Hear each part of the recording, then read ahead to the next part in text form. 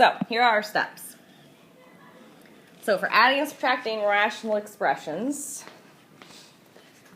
your most favorite type of problems are going to occur when the denominators are the same.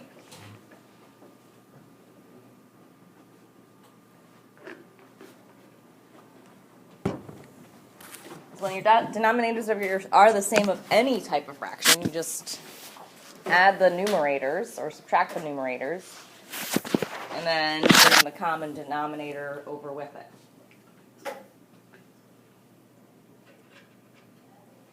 So like if I had 1/7 plus 2/7, that would be what? 3/7. So you just add the denominator. So when we get these problems, we're going to be like, yes, good to go. All I need to do is add or subtract the numerators and then bring along that common denominator. If your denominators are not the same, you're going to need to find the least common denominator.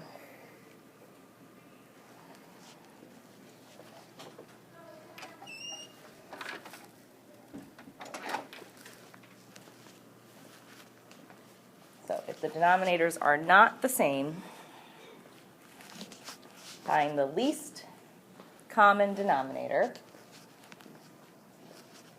After you found that, we're going to write all rational expressions with the least common denominator.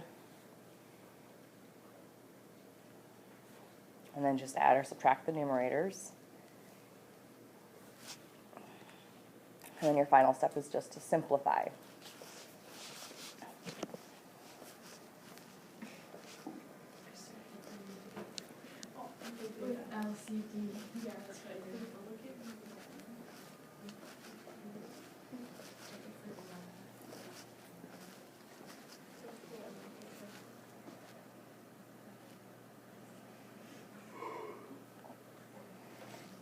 Now, if you remember, adding and subtracting fractions, if you don't necessarily find the least common denominator, that's not going to be horribly bad. Like if I did 1/10 plus 2/5, and back in elementary school, they teach you just to multiply the two denominators together and then make it 50. Is 50 the least common denominator? No. Could you get to the answer? Sure. So that would become a 5 times 10 times 10, 20. So then we get 25 over 50, which would reduce to 1/2. What number should you convert to? 10, right? So if this would become a 10, we were multiplying that by 2, which would be 4, which would get us right to 5 out of 10, which reduces to 1/2. So you get there either way. It's just which is the more quicker way, more efficient way to get to your solution. Okay. So a lot of times you might use this concept of just multiply by each other just to get started in the problem. All right, so here we go. First one, we'll start off easy. 5y over 5, or 3y over 5, sorry, plus x over 5. Do we have common denominators? Yes, which is lovely. So because we have common denominators, we're just going to focus on the numerator and add those together. Can I combine a 3y with an x? No, so it's just going to be 3y plus x, and then just put it over the denominator, which is 5. I was overthinking that. Yeah, don't overthink it. Can I simplify that any further? Is there anything I can factor out of anything? No. So I'm simplified. We are done. Those will be your favorite type of problem.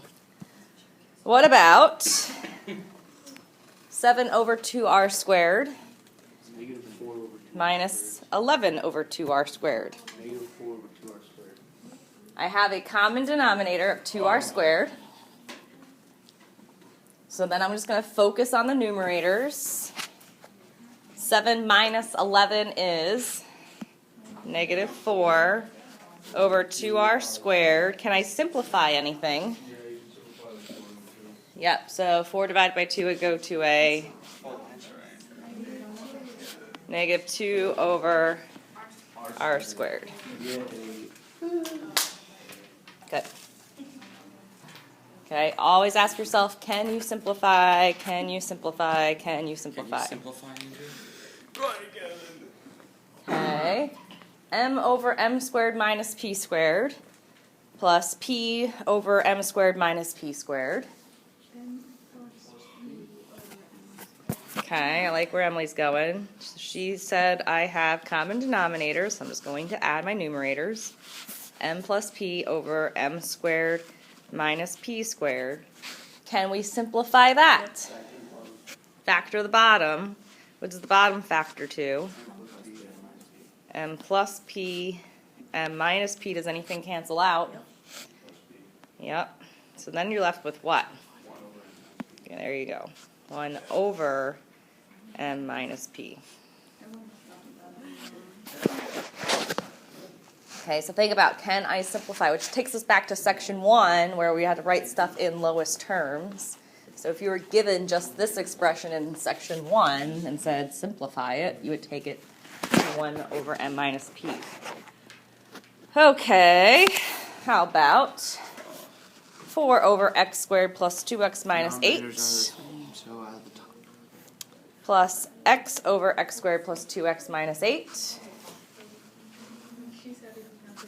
Any guesses where this is going to take us? Yes, we're going to have to factor it. It's going to end up being x plus 4. Good. And then it's x minus 2.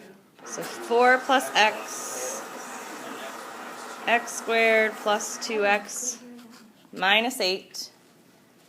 Factors of negative 8 that add up to 2. So x plus 4, x minus 2. What cancels? X plus 4 and 4 plus x is the same thing. Commutative property of addition. 1 over x minus 2.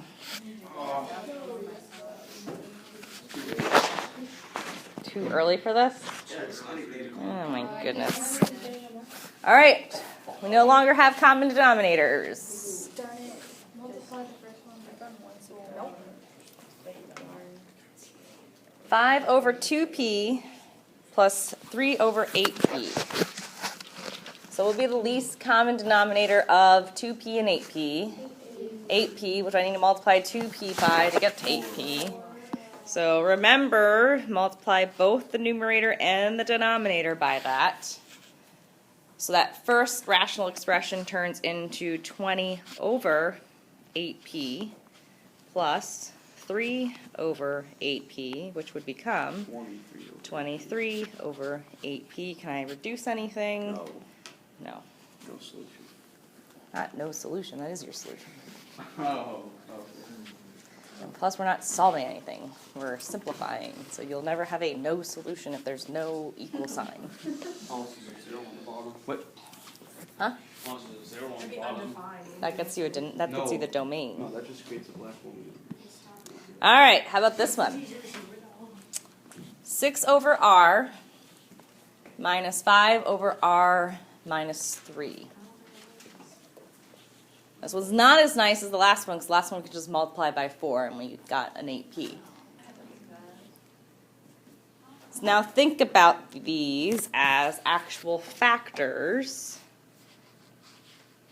So in this denominator I have an r. In this denominator I have a factor of r minus 3. So what factor is missing from the 2 over here? Yeah, so this is just going to be one of these cases where you just multiply both of these by each other. So here I have a 10, here I have a 5. So I'm going to multiply by 5 here, multiply by 10 here. So that means I want an r and an r minus 3 in both of my denominators of my new rational expressions. So for the first one, I already had the r, so that means I'm missing the r minus 3, so I have 6 times r minus 3. And if you look at it, if I cancel out the r minus 3's, I get back to that original fraction, right? the 6 over r. So for the second fraction, I have the r minus 3 already. I'm missing 5R. the r, so I'm going to multiply 5 by r. If you think about it, if you cancel out the r's, it takes you back to the original fraction. So we're just rewriting it strategically so that we have like things. Okay, so my common denominator is going to be r times r minus 3. Should you multiply that? Not yet. We could. In my numerator, we have 6 times r minus 3 minus 5r.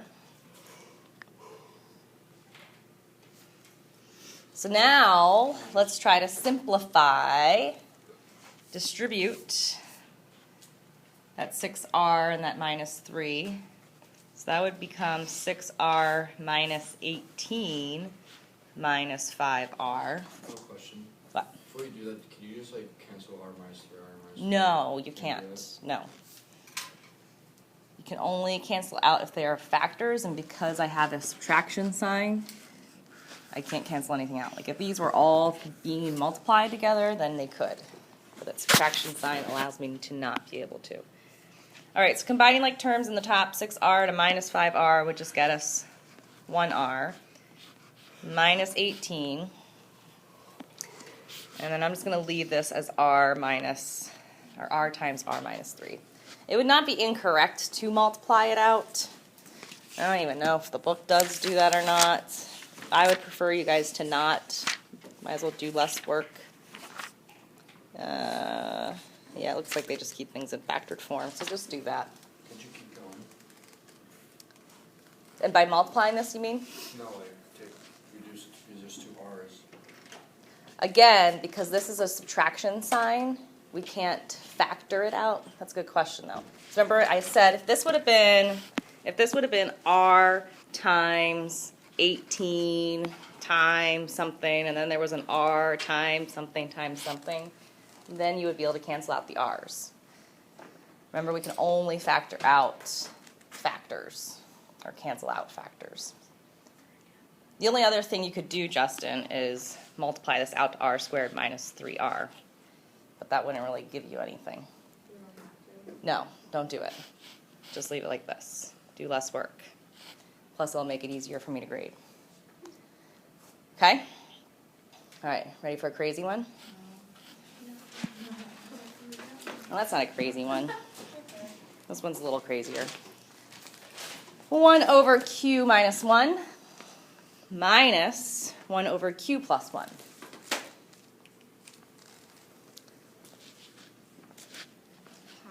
So this is a case of just multiplying each factor on each side. So think about what you want your denominator to be first. So what are my two linear factors going to be? Good.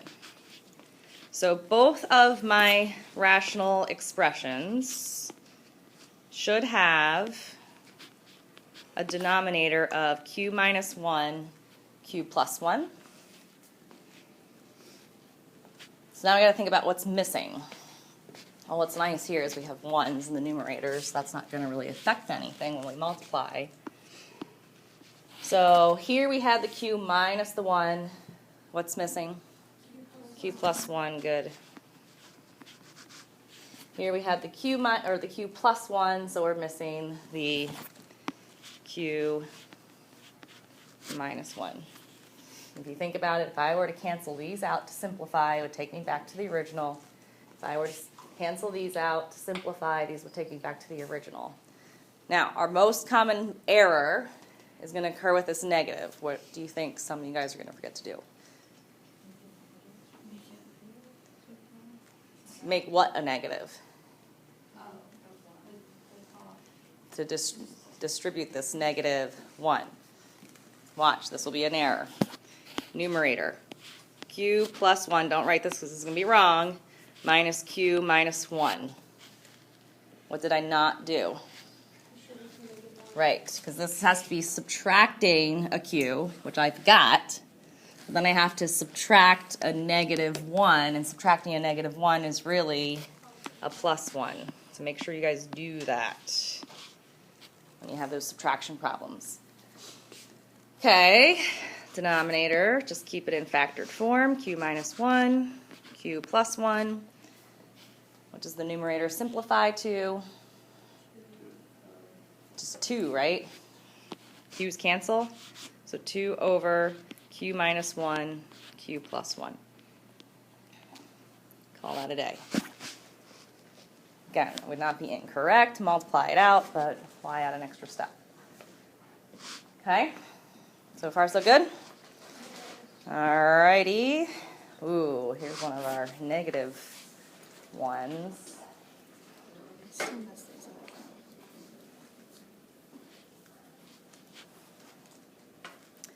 Y over y minus 2 plus 8 over 2 minus y.